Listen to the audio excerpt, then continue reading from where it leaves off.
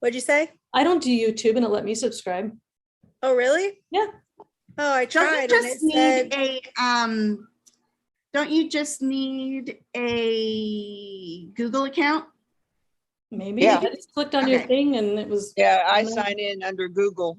There you Under go. my Oh, Google. really? I guess I'll have to try again then, because it said something like I'll have to try again. I mean, you don't have to. I am literally doing the stupidest stuff. You're not stupid, Allie. No. I am chatting like I do, and I'm just live streaming. And live streaming writing stuff is super boring. Let me just tell you. So it is You're not really exciting. selling yourself. I know, right?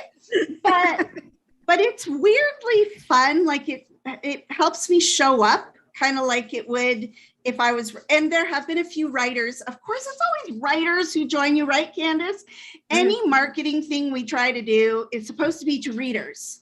And it always ends up being to writers. And then you're like, I love you. I'm so grateful you're here. But where are the readers? You know, like it's We're all always at work. a challenge.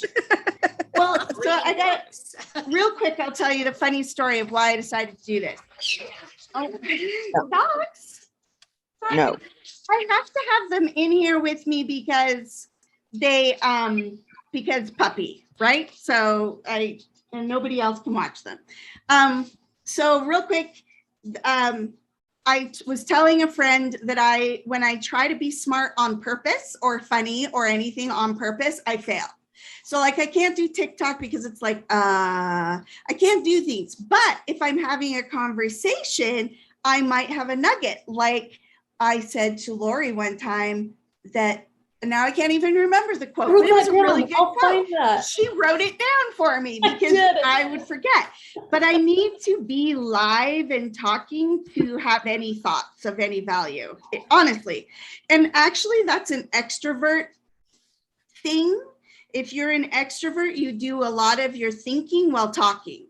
It's a proven thing. And that is totally me. So, okay, enough of I'm me. the same way. Really? Okay, good. I don't feel so bad. And I have met some people who are willing to admit that, because it's kind of hard because it makes you feel like maybe you're stupid, but you're not really stupid. It's just you think out loud. Yeah. So, and having an audience helps weirdly. Yeah, like I always have to call my best out loud friend to myself. Yeah, I have to call my best friend to think. I love that. That's so true. She's the other half of my brain. David, you spend 3 hours trying to figure something out. As soon as you ask the question out loud, you know the answer. And it's like, I'm so sorry. Yes. Yeah. Okay. So Candace. Okay. I am super excited to have Candace with us today. Oh, sorry. Welcome back, Michelle, who is just joining. Oh, Michelle's on two things. She's cloning herself today. Nice. That's okay. All right, so Candace, how does that work? Candace lives in my area, so we have been rubbing shoulders for a really long time. Like as long as I've been publishing, she's been publishing. When did you first publish, Candy? 2013 was when my first book went out. Just barely past me, but you were in the world doing the writing things when I was. So she's always been around, and she writes YA fantasy. You guys saw Vivitera was on sale. Hopefully you saw it was free this week. I think it's still free. Yeah, it's still free today. And then I discounted the rest of the series. So, but cool. Because I haven't read the rest of the series. So we can you put that link in the chat? Yeah, sure.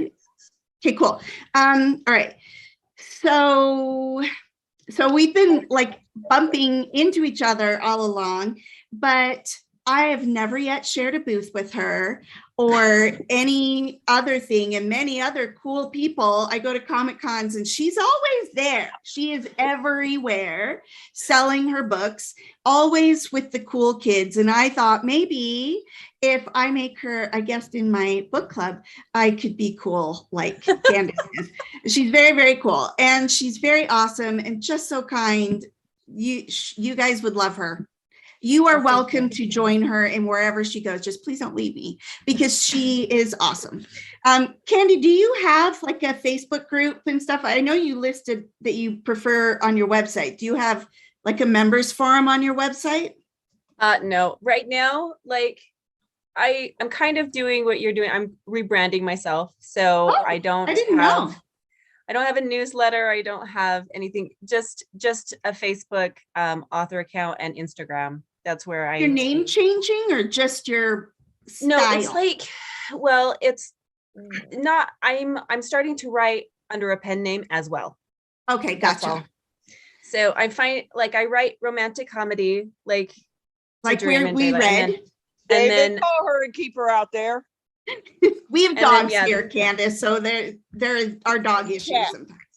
That's Oh, a nice cat. little kitten. But And what she's- is your she's pen attacking- name? my pen name is going to be Daisy James, just Daisy James. But I feel like those I've things heard have that. not Maybe yet. You told me that already. Yeah, Very they haven't cute. actually hit the shelf yet. So Oh, okay. So it's not something you started yet. yeah, but that's where I pulled back my newsletter because I need to kind of reorganize a little bit of that. So Yeah, there's a lot of pieces and parts that go into the whole thing. well, when I started writing fantasy, I thought that's where my voice was the best. But then when I started doing romantic comedy, I find out I really like doing funny stuff. So my brain's just split. And now reality is kind of, I need to start separating the two. So Mhm. Do you find Well- that separating the two helps your readers really classify what they're reading? Is that one of the reasons why also? no, it's about finding more people, honestly. So I mean, as when I market myself as a young adult fantasy author, that has a different group than read romantic comedy. So by separating two, I just reach more readers and I spread out a little bit more. That's all. You guys are special because a lot of, I mean, you guys, I'm sure most of you are in other author groups and most authors tend to be very specific to the thing. But when I asked you guys if you were willing to read like a romance, you're all like, we'll read a romance. So you guys are different. You're special. So, but usually it is easier to be separate. Harder on the author, but easier also because you know who you're talking to and what you should be saying. Whereas when you're talking to a group that's that's more diverse, it waters down your message, I guess, right? Sort of. My marketing is different for the older group than the younger group as well. So Yeah. if I'm going to YA, I want to go to schools and libraries, where romance, I want to do like more online ebook type stuff. So interesting, just things. Like I also write YA fantasy, but I market to 25 to 40-year-olds because that's who tends to read my YA. You know, it's weird, I'm 48 and I read it. right? I'm 53 and I write it. So Yeah, that's my and I preference. read, that's what I read. So Yeah. yeah, it's one of the reasons why I think being a writer is hard. And Michelle and Candy, you guys can say yay or nay, because there are rules and the rules don't matter or they don't count. They work or they don't work, but you really don't know until you try them, you know, and then you have no clue. So it's hard because you go to conferences and you learn this is how you do a thing. And so you're like, gung ho, go and try the thing. And it doesn't work. And then you end up following your own heart and your own intuition, and that's what works. But it's really hard. It takes, I guess it's just like life, but it takes that experience and trust in yourself and in God or whatever to actually get to that point where you can just trust that you know your audience and you whatever. Lori's like probably going, see, I talk a good talk, but I don't walk the walk, because she gets all of my worries and insecurities, and I got a lot of them. So, okay, so we are here to talk about To Dream in Daylight by Candace J. Thomas.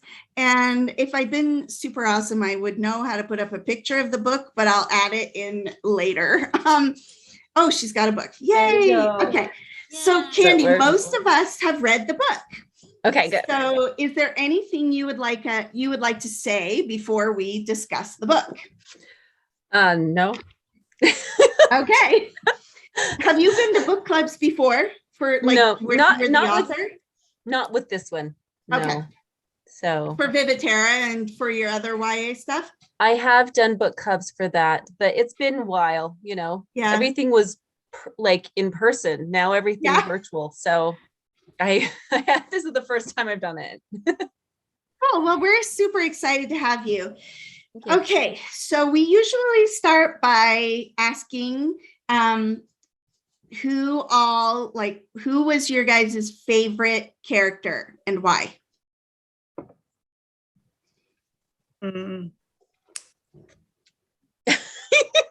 Well, you guys know me. I can't ever remember anybody's name. You read it a week ago. She probably read 3 books since then. Yeah. She was one of the first ones to finish, I think. Yep. Oh, very cool. I like the male lead. Simon. Oh, Simon, yeah. Oh yeah, Simon. He was very he was very like complex for a male lead. I thought, he had a lot of emotion, and which I found very interesting. He had highs and lows, which I like to follow, and I like emotional men in characters, so I enjoyed that. And I liked how he kind of took us on a journey. It was interesting, how he seemed to really fall for the girl a lot more than the girl fell for him right away. Anyway, it seemed. And he, he dropped everything and went looking for her. And took us on that journey. I don't do YouTube, and it let me subscribe. Sorry. Oh, really? No, I like sorry. That was my bad. Don't you just need a? Sorry, I'm sorry. Technical issues. Yeah. I just clicked on it. Carry on. Time out. Whoever's talking, time out. Okay, carry on. Okay. Oh, Tommy's here. Well, I think so that's I really enjoyed him. Can I say that's something? cool. Yeah. I don't think she loved him any less. It was that he had the belief that it was real, whereas she was convinced she was crazy. And that made me sad that she was so almost talking herself into being cray-cray that she wouldn't allow herself to feel like anything. And so that's why I liked Simon, was because he had that faith and belief that kept him trying when she gave up a long time ago, in my opinion. So Yeah, no, I totally agree with that, Lori. Yeah, that she gave up and just felt like it was a dream, whereas he believed in their yeah. and believed that it was real. And what I liked was the contrast with, she's an artist, right? And she's an author and all that. She's very artsy, where he does D&D, which is fantasy, which is great, but he's this computer programmer. And yet he was the one that bought into this could be real before she did. And I thought that was a great contrast, where he should seem more like the logical character because he's this computer programmer, but he wasn't. And I thought that was fantastic. It reminded me a lot of my husband. Good. I'm glad you guys picked up on that, because when I had somebody kind of beta read for me as I was writing it, and one of the things that he said was that sometimes guys fall harder than girls, and sometimes it's more instant than others. But one of the things, the biggest character trait between the two is that he absolutely needed to be head over heels in love with this girl. And I needed to portray that from the very beginning, that he was the believer. He's the one that would propel the adventure and not her. And that's really kind of, that made very distinct characters for me in my head, knowing that he was solid and she wasn't. So it was easier to write when it come down to that. Yeah, it was good. I liked Simon best too, although I related a lot to, how do you pronounce her name? Adri? Adri. Okay.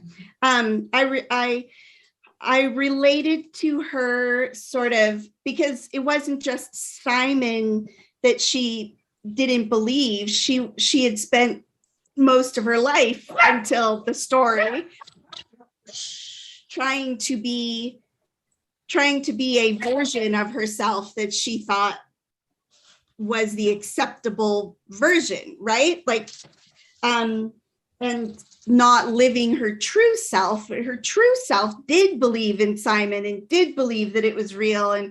But at least that's how I felt about it. So I liked Simon best because I adored reading a real guy like that. Most of us are married to some version of computer geek these days, except for like Michelle is the only one I think is married to a farming type or something. But like most of us, that's men today. And we keep giving men this archetype of a man that isn't practical. And I think I loved that it was a story that a man could read and a woman could read and both see themselves as the hero kind of thing. And so I really loved that. No, Percy. But I liked that Adri was also real in that she was trying so hard to be a version of herself that wasn't the true self, at least to my mind. So, and that also is so very real, I thought. Yeah, but wasn't What that about everyone else? she had people telling her that she wasn't good enough, like her mother and her dumb boyfriend, her ex. They all wanted to change her and make her different, didn't appreciate her for who she was. So she had so many doubts about herself, I think, because of those kinds of things. I was glad that she had a roommate that believed in her and that her boss, was that way. And her writer friend, I can't think of her name either, but they all believed in her and saw her potential. And I'm glad she had them, because I don't know that she would have survived if she didn't. That's another, this isn't about characters, it's more general, but that's another reason why I loved the story, because she had a support system. And so often we read these stories and I write them. So, but like usually we have like our main character girl, and she's so hard done by like nobody or maybe one person. But really, we have networks around us in real life. And so I just adored that this book was fantasy inside real life. Like it was just so clever, I thought. That's how I have to write, is I always has a little bit of fantasy, or I'm kind of lost. I have to write with some element of it. That's so cute. I love that. So who else? Did anyone have anything they wanted to say about who they liked best as a character?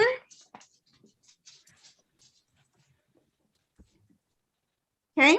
Who did you guys like least of all? The boyfriend. Yeah. The ex-boyfriend. Yeah. I don't know, his wife was a piece of work. Yeah. You were married to It really him, though. was. Can you blame her? I mean, Yeah.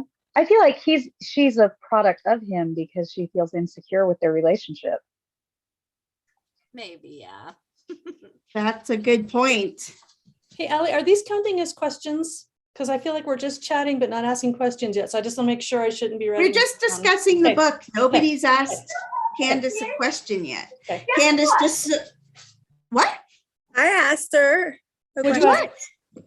I asked her what her pen name was. Oh, I'm so okay, sorry. that does I missed count. that. So FYI, Candace, everyone gets entered into oh my gosh, I can't talk. So Anyone they who have a asks you a chance. question gets entered into a drawing for your book. Thank you. Thank you for having words, Lori. Okay, so all right. So we were talking about our least favorite character, the boyfriend. So I guess we're all agreed on that. Okay, Candace, what were you hoping people would get from reading this book? Okay, so I was writing this before the pandemic, and then I had it originally designed to be released in September of 2020, right before FanX. And when the pandemic hit and everybody kind of started isolating and the world kind of started to crumble a little, what I realized, because I decided, well, should I not publish this now? But then I got some guidance from some of my publishing friends that said, no, this is the appropriate time to release this because it's a very joyful book. It makes you feel good. And it's one of those books that you can go back and reread if you need that, little bit of light or a little bit of hope or joy in your life. And so that's really when I was writing it, that's what I hoped people would find, is some kind of belief that things are possible when you don't believe that they can be. And to just kind of extend your belief in things so that, in yourself and in others. So that's what I was looking for. That's lovely. So guys who read it, did she hit the mark? Did she achieve that in you? I highlighted my favorite line in the book was, you said it's the best part about reading books, sharing that adventure with others. So thank you for sharing your adventure with us. My heart was in my throat the whole time because I thought it was going to end up, because you said quite a few times the whole somewhere in time trope. And I'm like, if they end up not, I was like literally glued because I thought you were going to pull that kind of a stunt at the end and I was terrified. So I was glad that you didn't go there or I would have been really annoyed. We have a love-hate relationship with time travel type stories here in our group. Yes, thank you. I wanted to bring that up was that when you were like, this is the book we're reading, I'm like, are you kidding me? Because right at the beginning, like let's see, chapter 4, when I emailed everybody and I was like, has anyone started reading this? Because I will preface with, it got better and I liked it. However, at the beginning, when like there are very short chapters and you're following him, then you're following her, and him, her, it was hard to follow at first because they're very short chunks of whatever it is they're doing. And then it's the next chapter and then you're following them. So it's at first they're short and it's hard to follow. I would have liked to see them a little bit longer to be able to grasp more about them.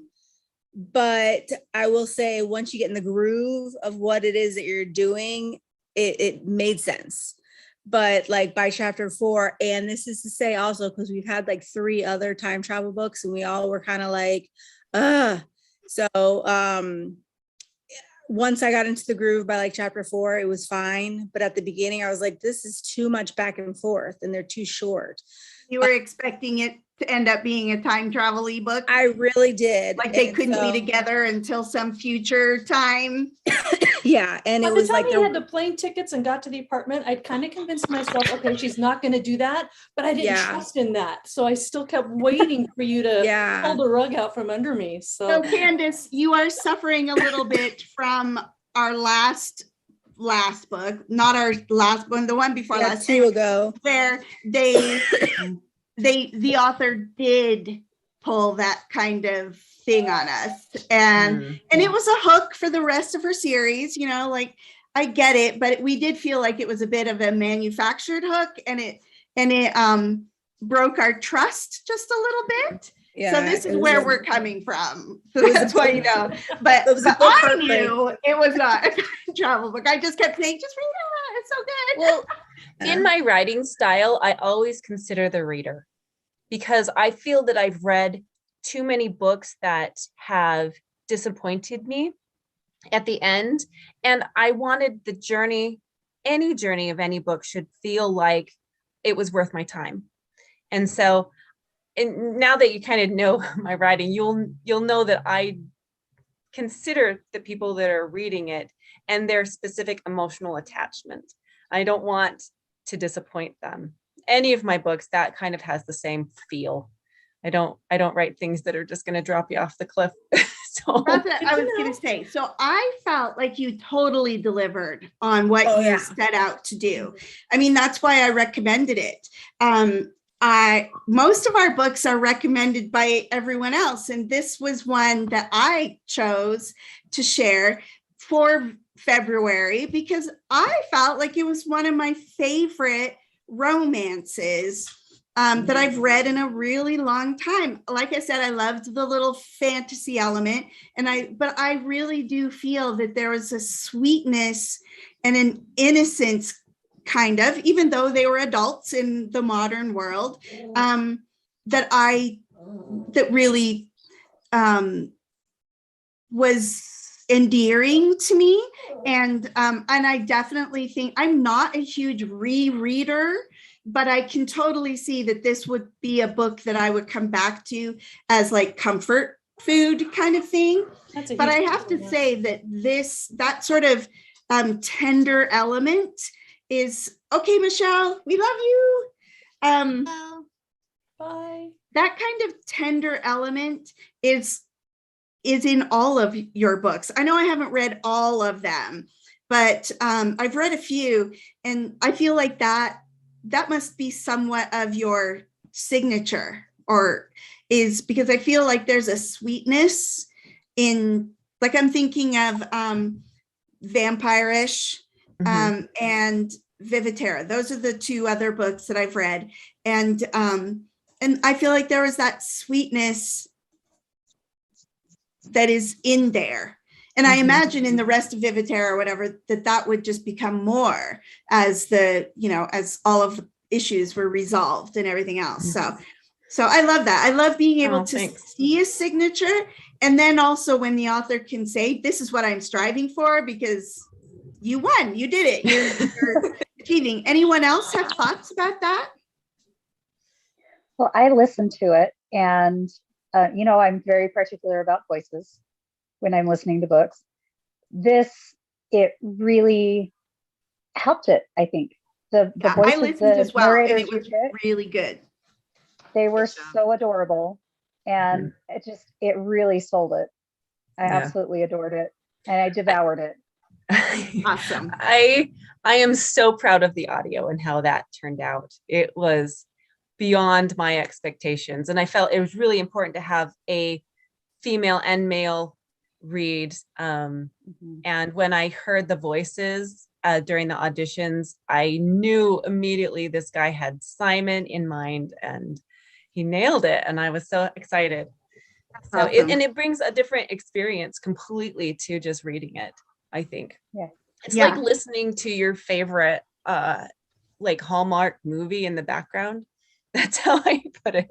Yes, that's a really good description.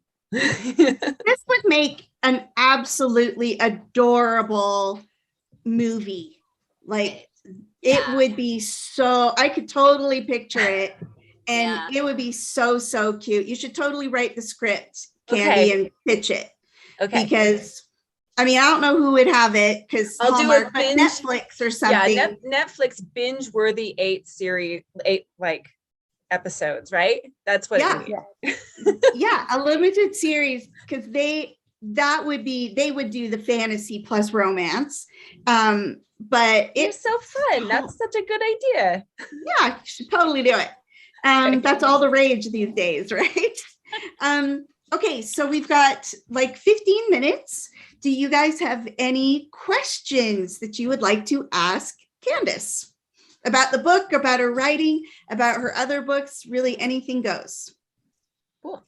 I wanted Except to for naughty ask stuff. about the No, we don't do last that names here. that you chose for them. I thought it was interesting that his last name was Moon and hers wasn't her Sweetwater or something. Sweetwater. It was Freshwater. It's actually Freshwater. That's, Okay, those are so really unusual last names. yeah, much like Charles Dickens, I like to collect names, and so I keep them together. In my day job, I run into unusual names all the time, and so if one sticks out to me, I will write it out. Also, I mean, I've taken a class on specific name like generations for your characters and how specific names kind of translate exactly what you need for the character to be.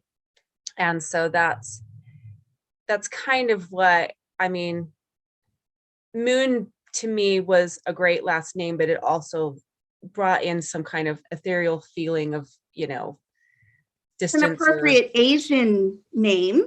Yes. Exactly. Just something kind of, I don't know, a little bit dreamy. Well, I liked how that was also the name of the bookstore, and I kind of waited for somebody to put that together, and they didn't. But then I missed that. And then the freshwater missed thing, that was another time where I thought, if he turns into something else, I'm going to lose my whatever. But when he's out in the rain and all of a sudden he looks in the mirror and he feels different, I'm like, if he's a cartoon character or something, I'm not going to be happy. So I just wondered what was going through your head whenever he was in the rain. I assume it kind of had something to do with the play on freshwater, or was that just a coincidence and I read too much into things, because that happens too. I would like to pause for just a moment and observe Lori's room. Okay. There is a reason why her brain immediately goes to weirdo, fantastical things, because she is steeped in fantasy and science fiction. So only you, Lori. I'm sorry. No, it's cute. You're just awesome. Okay. Should I switch my laundry now? I really enjoy your question because there is specific themes that I like to carry out through in the entire book and just kind of keep it. So if you notice, like they take their coffee the same way, or they order the same soup, things like that, that little Easter eggs that as you go. And so, yeah, the rain was something, and I don't remember all of them, but yeah, there's little Easter eggs throughout the entire book. I just like to do that as a theme for my novels. So you'll find it in all of my stuff. Did anyone else die a little every time they missed each other by like 45 seconds? Oh, yes. That was so, it was killing me. What a great way to bring in tension when they're not actually, together at all until the very end. That it was so good. That was totally intentional, and everything I wanted to, I like that you say die a little, because that's exactly what I was going for. I didn't want people to, I wanted you to kind of piece it together and go, oh my gosh, just turn around. And you never That's get what we did. Good. What got you into writing? Well, I've always had a very big imagination, always.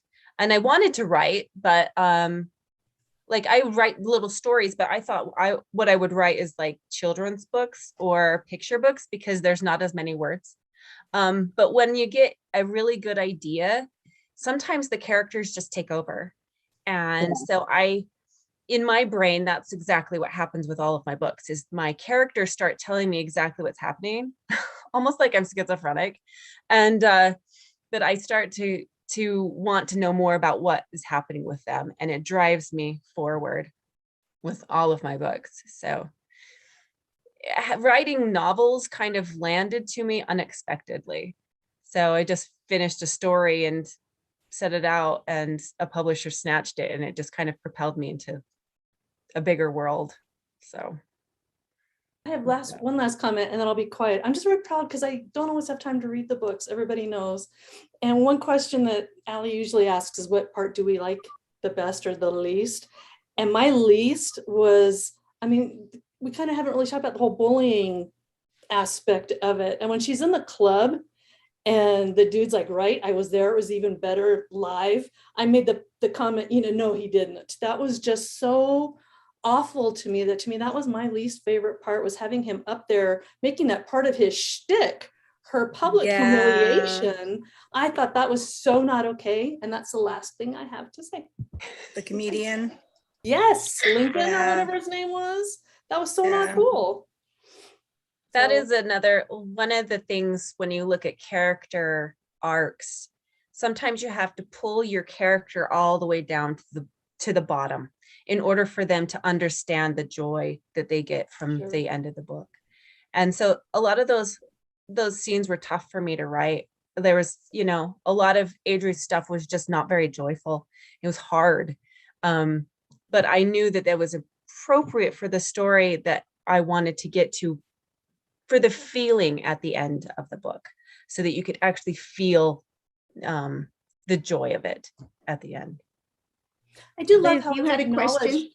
Sorry. Go ahead, Lori, finish your thought. I love that it was acknowledged that if she hadn't gone through that, he never would have found her. So, I mean, it did have a positive side to it, but man, that girl went through a lot of bullying. I think Veri said it earlier, just from so many different points in her life that she really had nowhere to go but up.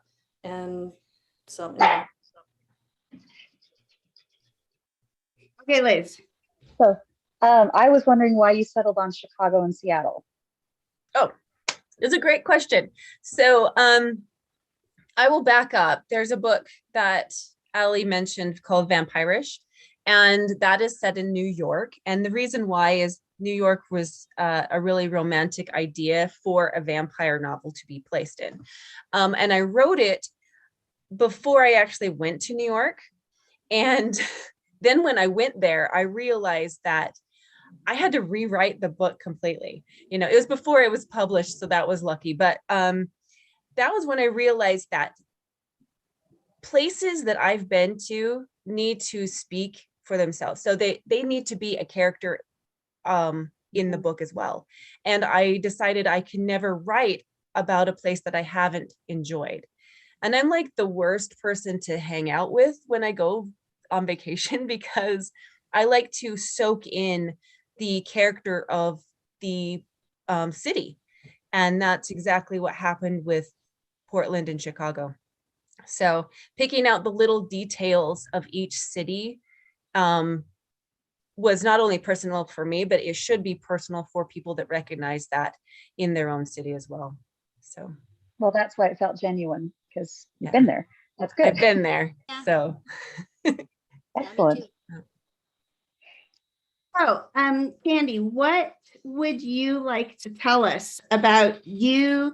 You've told us a lot, which is so wonderful, such really great stuff. But is there anything you'd like us to know about your books, what you have coming out, or anything else that, pitch yourself? Do you have anything you want us to know beyond what you've already told us? Right now, I am kind of stepping back a little bit from writing and pushing anything out, but I have like a lot of other exciting things happening. Like I will be doing a poetry reading. I'm a poet as well, but the poetry reading at King's English here in Salt Lake has asked, like, I've been asked to read for that, and that's in April. Awesome. And cool. yeah, and I've been invited to some book publishing conferences because I also run my own publishing company. So that's kind of where I'm at.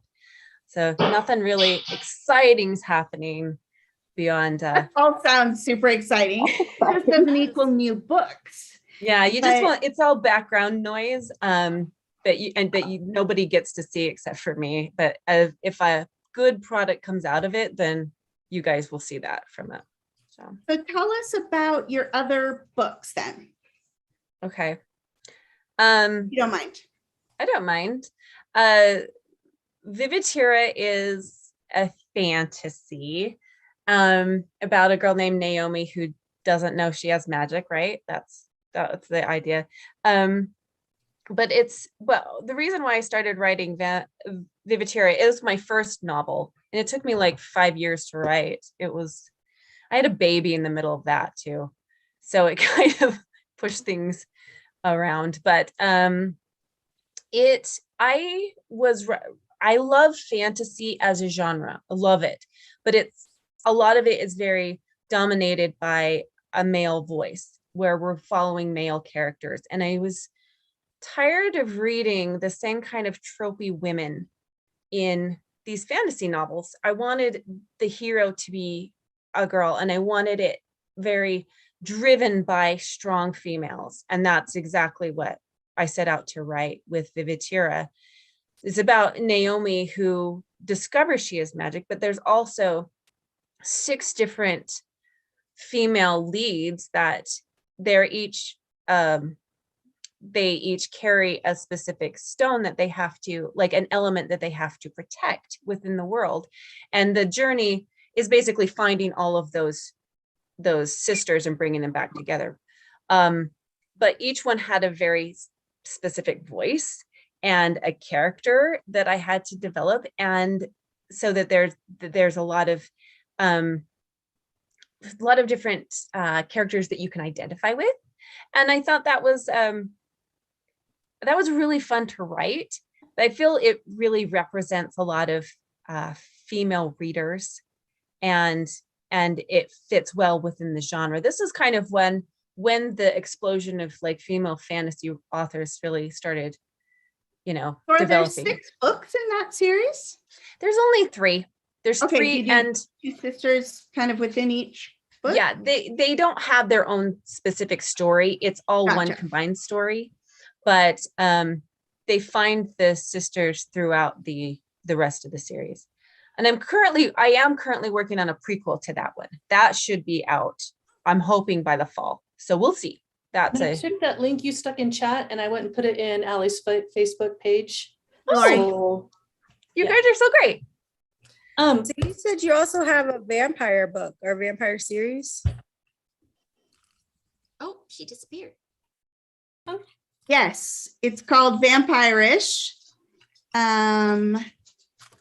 And you'll find it, I'm sure, on her website. I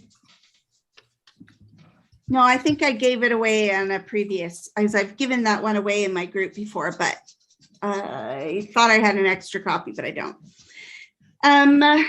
Speaking of giving away, probably trying to come back, but okay. So, all right, go ahead and do the 2 on Amazon draws. Tommy, it is so cool to have you with us. I'm so excited! Yay! Okay, first we have one the best for people in our group. Here she comes back. Georgia. So you see, I'm not lying. Georgia gets a Yay. gift card. Don't bite. Sorry, I have to make sure I keep track of. Welcome back. We lost you. We're doing the drawings. The second gift card. So you don't think I don't think anybody distrusts you, Lori. Beret. Yeah. Shocking. Okay. I know, but we've got Georgia and Beret. Okay, and then this is for the signed book, or do you want to wait a minute? Yeah.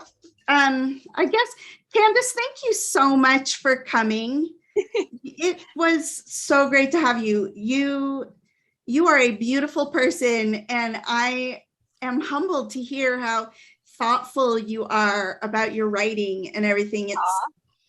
It's really cool, and I'm glad that my friends got to read your book and experience you a little bit. Me too. I plan to go find her other books. Yeah, me too. Yeah, The- I the know. I vampire- think you the guys. vampire one is really tugging at me to go get. Yeah, Oh, me great. too. It's cute. And I really think you guys will like the Vivitera books.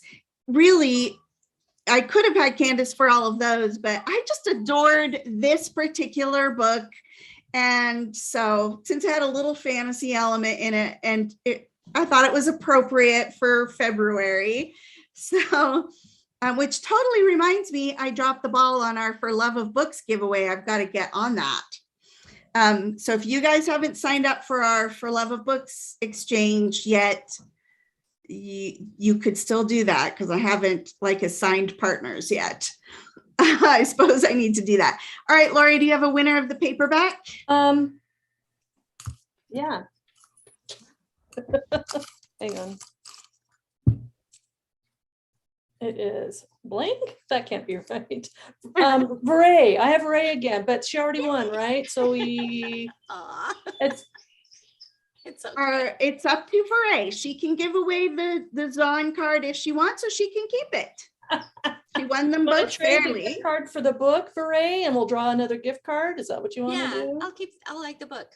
Okay, that's very nice. Okay, spreads the love a little bit. Thank you, Ray. And then so I'll put book for Ray. So the other one then for a gift card would be Michelle, who left, right? So what? She didn't read the book, and she wasn't on time, right? Yeah, she was. Oh, she was? Okay. But so we'll just send it to her. Of her involvement, and I don't have her email. So if you guys want me to toss it and get another one, I totally can. We'll send her a gift. Maybe it'll help her come back. There you go. Okay. I gotta give you. I'm not above paying for people to come and participate. Just DM me, Georgia. That would be great. Yep, I'll send you the new email address. Sweet, thank you. And the next book is already pinned to the top under March's book. I don't remember what it is, but Lori, if you don't mind like making a post for it just so that we can see it. But in case you hadn't noticed yet, guys, we have all this year's books already picked out, and most of them are free or very inexpensive. So Candace, thank you so much. Thank you for dealing with my flakiness on the price issue and everything. And it's totally fine. And I'm still learning how to talk to how to do the author visits, but I'm really grateful that you came and shared this book with us and yourself. So thank you so much for coming. Thank you guys. I appreciate it. And thank you to all of you guys. You make book club so much fun, and I can't wait to see you guys next month. Yep. Thank you, Candace. Bye, guys. Have a good one. Georgia. Yes, Bye. Georgia, our love and prayers are with you. Thank you. Hang in there, friend. Bye, Oh, I Allie. am. Bye, Lori. Bye. Bye, everybody. Thank you again, Candy. Allie, I'm going to go find that quote and post it on your site because it's in the other room. No, we don't have to. Thanks, guys. Okay. Bye. Bye.